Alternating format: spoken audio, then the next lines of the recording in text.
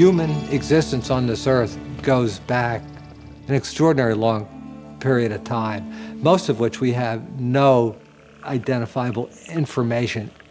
It's entirely plausible, given that the indigenous people all around the world know intimately all the plant life and will know the different combinations of plant life, that our prehistoric ancestors, they had come across the plants that do alter consciousness.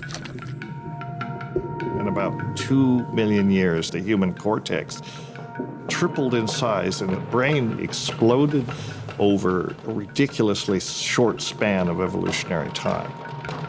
2 million years is nothing when it comes to evolution. What triggered that? In the late 1970s, Terence McKenna and his brother Dennis McKenna were the first that proposed the stoned ape hypothesis. It is known now that 22 primates, 23 including us, consume mushrooms. And the idea was our ancestors, they came out of the trees and went across the savannah, would be tracking animals that were pooping. Well, in the subtropics, the most common mushroom coming out of those cow patties is Psilocybe cubensis, a potent magic mushroom. One thing that mushrooms and other psychedelics do reliably is they induce synesthesia. Synesthesia is the perception of one sensory modality in another. Hearing colors, for example, or seeing music.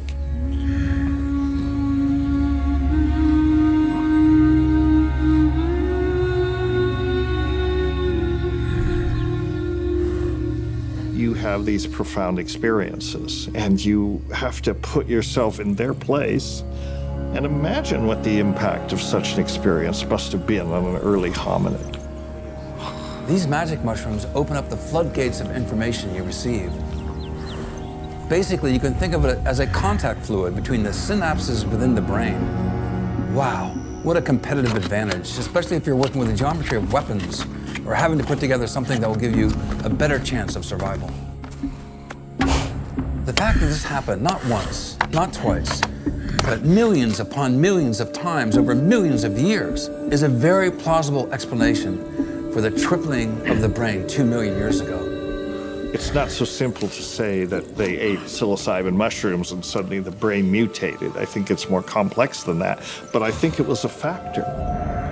It was like a software to program this neurologically modern hardware to think, to have cognition, to have language.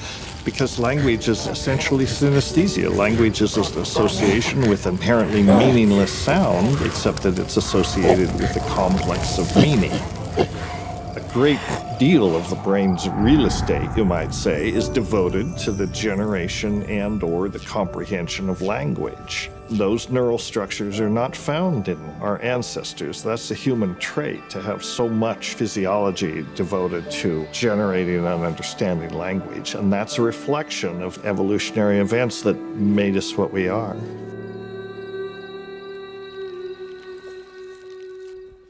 인류의 진화 과정을 설명하는 내용 중 빠지지 않고 등장하는 한 가지 난제가 있습니다. 바로 과연 무엇이 인간의 뇌를 커지게 만들었는가 라는 주제인데요. 대략 200만 년에 걸친 인류의 진화 과정 속에서 다른 동물들과의 가장 큰 차이를 하나 꼽으라면 유독 인간의 대뇌 피질의 크기만 2~3배가량 커졌다는 것입니다. 이에 흥미로운 주장을 내비친 사람이 있습니다. 바로 미국의 식물학자 테렌스 맥케나와 양리학자 데니스 맥케나 형제입니다. 방금 보여드린 영상은 넷플릭스 오리지널 다큐멘터리인 환상의 버섯의 일부를 발췌한 영상인데요. 영상과 같이 맥케나를 비롯한 몇몇의 학자들은 대뇌 피질의 크기가 커진 이유를 초기 인류 조상, 즉 유인원이 환각제를 먹는 데에서 비롯되었다고 주장하고 있습니다. 하지만 이를 검증할 순 없으며 논거가 다소 부족하여 정설로 받아들여지는 가설은 아닙니다. 그렇기에 과학적인 주제로 논의되기는 다소 어려운 것은 사실이죠. 환각버섯을 비롯한 자연에서 생성되는 환각 물질들은 수백만 년의 진화 과정 외에도 실제 고대 사회에서의 여러 종교적, 영적 의식에 쓰였다는 정황과 증거들이 여러 학자들에 의하여 주장되어 왔습니다.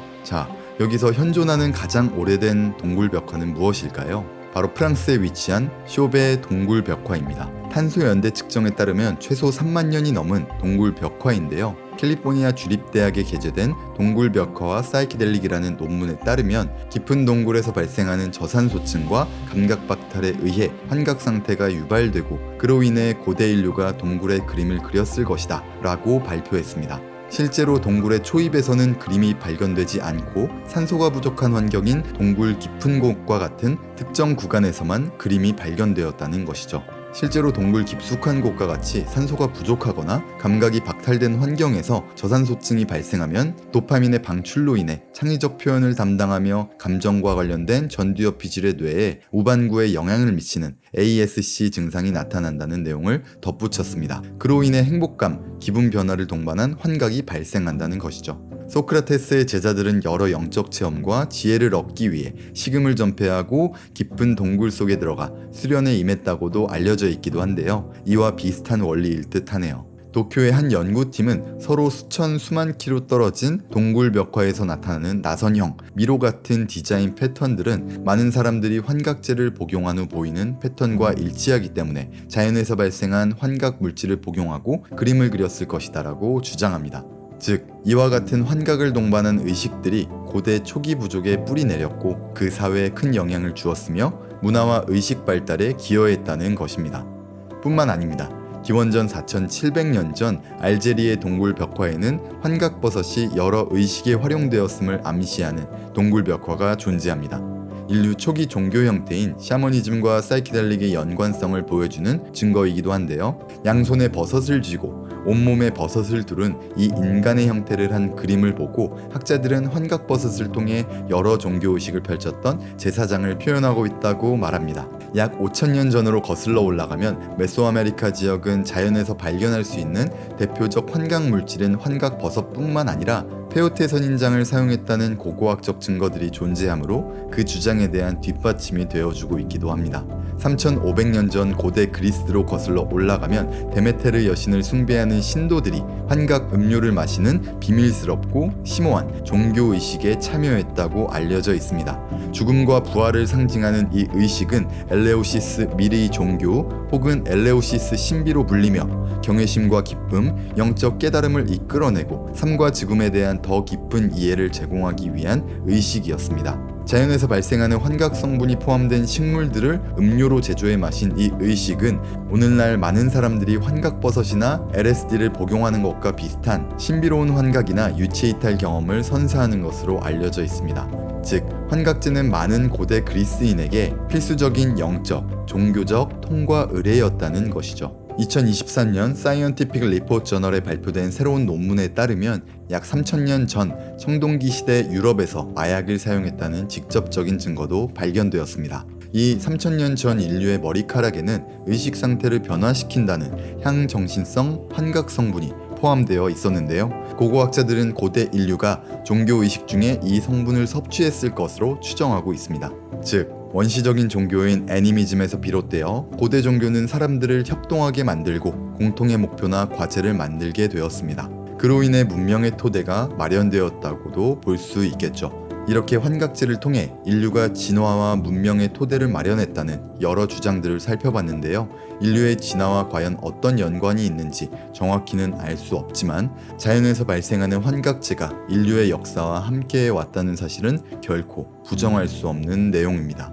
마지막으로 동네 친근한 아저씨처럼 보이지만 세계적으로 인정받는 미국의 유명 균류학자인 폴 스테메츠의 생애 첫 환각버섯 투기를 공유드리며 마무리해 보도록 하겠습니다. 해당 영상은 넷플릭스 오리지널 다큐멘터리 환상의 버섯을 통해서 전체 이용가로 시청하실 수 있습니다.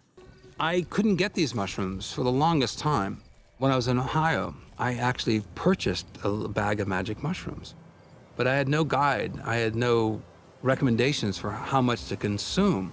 So I had a bag about this big, so I thought, well, that's probably one dose. So I consumed the bag. Now, for those of you who don't know, this is like 10 times more than you probably need to consume. It was a warm summer day, and there was a beautiful, big tree, an oak tree. And then I noticed the black clouds on the horizon, and I realized there was a storm coming. And I thought, this is great. I have this great visual of the storm coming. And I thought, well, I'm going to climb to the top of the tree. So I'm starting to feel the effects.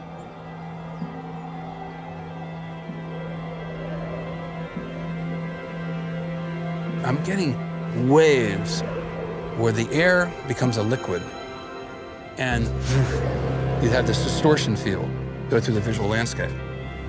I've never seen that before. I'm going, oh, wow, this is what they were talking about. And I see the boiling clouds are coming closer, but they're looking angry now. And then the lightning strikes would go, and they go, and then all these geometrical fractals would emanate out of the lightning strikes.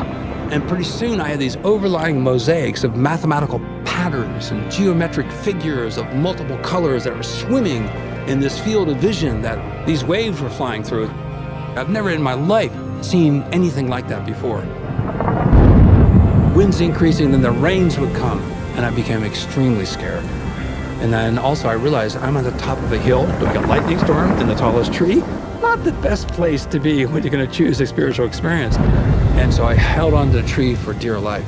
And that tree was my pillar back into the core of the earth. And I felt secure as long as I held onto the tree. Lightning strikes all around, thunderclaps. 1 second between a lightning strike and a thunderclap, you knew it was coming closer and closer. I was terrified that I wouldn't survive. And through this terrific experience, terrifying and terrific at the same time, I'm up in this tree and I'm saying, well, what should I focus on? And I said, well, Stamets, you're not stupid, but you stutter all the time. And so I thought, I need to stop stuttering. And so I said to myself, stop stuttering. Stop stuttering now. A little inner voice in my head. You hear me? Stop stuttering now. And then I started saying that, stop stuttering now, stop stuttering now, hundreds, thousands of times.